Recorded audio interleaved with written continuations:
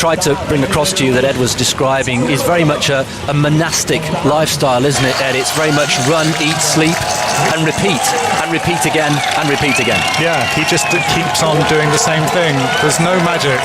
There really is no silver bullet to getting as fast and as fit. I mean, you have to have the talent, but yes. you have to keep on doing the same things. That's the mantra for all marathoners: run, eat, sleep, repeat. And that's what really breeds and produces the best results if you want to be a great marathoner and a great distance runner. I think there was a slight trip there. Was there a trip? Yes. I just saw Eliud kind of a little trip up in that transition. And they've lost their... A little rocky. Yeah, that was a little bit ragged. You have to say that the transitions from one team to the next, they're just coming through in front of our commentary position yet again, from left to right as we look out from our commentary position here. And once again, the speed, quite breathtaking. And I can't stress enough, the crowd out on the course is absolutely phenomenal. And let's once again, Shalane, contrast that to the experiment in Monza, where there was no crowd at all. It was special invitees only, and there was simply no atmosphere. Yeah, there was only atmosphere on the final straightaway and the back side of the track. There was no one. I mean, you could literally hear crickets, you could hear breathing, you could hear your feet on the road. I think we all know that Eliud thrives off of an environment and the support and the fans cheering. He said when he broke the world record in Berlin that when he was running alone the last 17K, that it really was the fans cheering that was music to his ears, and that what's helped him break that record. So this is an essential, if we're talking about baking our cake, an essential ingredient to his success today, because I'm nervous right now because I know what the last 40 minutes of a marathon is going to feel like. Each 10-minute chunk is going to get harder and harder, and he's going to start relying on the environment around him.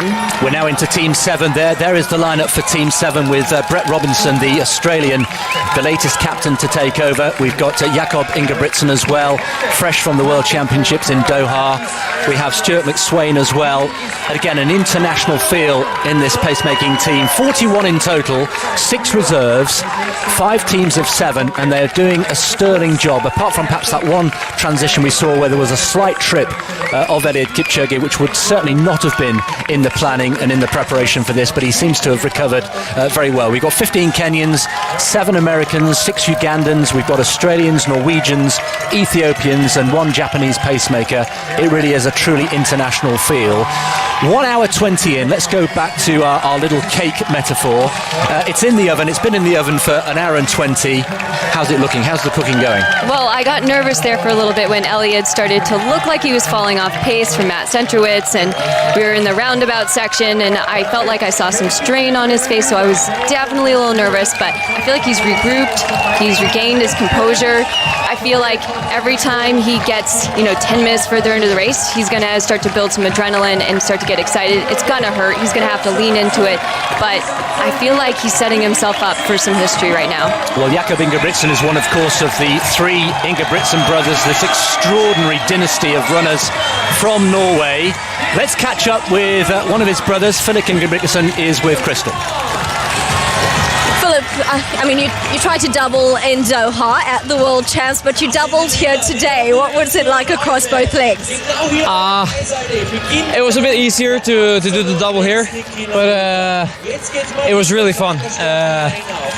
We've been practicing the last couple of days and tried to give some messages and try to talk to each other during the race, but the crowd is so loud that you couldn't hear anything. So you just had to trust your teammates and help Kipchoge as good as we could. And I think it was smooth. So it was fun to experience the pace and get a feeling of what goes into breaking 2-hour marathon. It's an incredible feat if you can do it. So it's fast.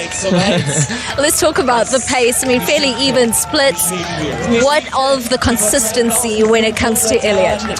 Yeah, I think that's the way to go here. To go out hard, but to be able to maintain the pace. And if you're strong in the finish, you can go even faster. But it's a thin line between an incredible race and like hitting the wall. So you need to stay right at the sweet spot and that's the thing. He's been practicing for many years. He's an experienced runner, and hopefully he can pull it together today. Phil, how will this impact you as an athlete in your own career? I was thinking about it while running. It's the main motivation behind like my running is to see how fast I can be for different disciplines, like different events. So right now it's the 1500, and maybe in a couple of years my main focus will be the 5K, and who knows, in 15 years it will be the marathon. So it's cool to try road races and get a feeling of like the audience, like the crowd is really close. So that's really fun. Well, now your hard work is done. You can sit back and relax like the rest of us and wait for that moment. Yeah. It's going to be exciting, and hopefully we can do it. Like after Doha, my season was done, so this is my holiday, and I'm here running. So I almost like running a lot. Good life choices. Thanks, Philip. Thanks. Felix Ingebrigtsen there, sounding and looking good as Crystal was saying his job is done. Now then, we saw just a few minutes ago the last splits for the last few K, 250s all the way round. And Shalane, you've been looking at the positioning on the road, on the Hauptallee of Eliud Kipchoge, and signs that actually he's feeling much better. Yeah, so as an athlete, when I'm getting antsy and I want to run faster, I will run up on the edge and the shoulder of my pacer. And it looks like he was running up on the edge of Brett Robinson there, not running directly drafting behind him. Instead, he's on the shoulder, which to me means he's kind of like pushing. And that last K is actually showcasing it is a little faster. They ran a 2:48 last K, so 2 seconds faster than projected. I was just wondering about this. You know, sometimes he's off on one side, and I wonder whether that's to do with what they've been told about what little wind there is, where it's coming from. So now we see what's kind of 12 seconds inside target time. And that's the highest it's been in the race so far. Yeah, projected 1:59.47. But isn't it amazing how much better he looks now than he did 15 minutes ago? We can only speculate. We don't know how he was feeling. If he did go through a bit of a moment, Shalane, what might that have been? You know, it could be something as simple as just his drink not settling well in his stomach. And, you know, I've had circumstances in which the fluids are kind of coming up. They're not settling well in the stomach. And it could be something as simple as that. It seemed really early on to see him kind of straining. So I'm guessing it was maybe a fluid issue. This is the quickest they've been running at any stage during the whole challenge, 13.3 miles an hour.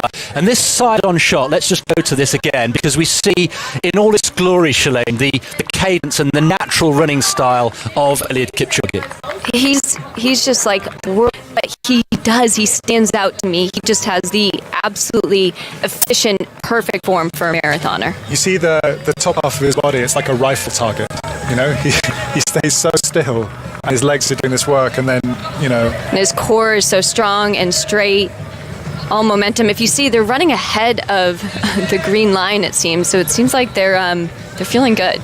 This is a critical moment coming up. They're approaching the 30-kilometre mark, and the time we're looking out for here is 1:25.18. They're comfortably inside that at the moment. 1:25.18, so in about 16 seconds' time, would be sub 2 hour marathon pace. And in Monza, he went through in 1:25.20.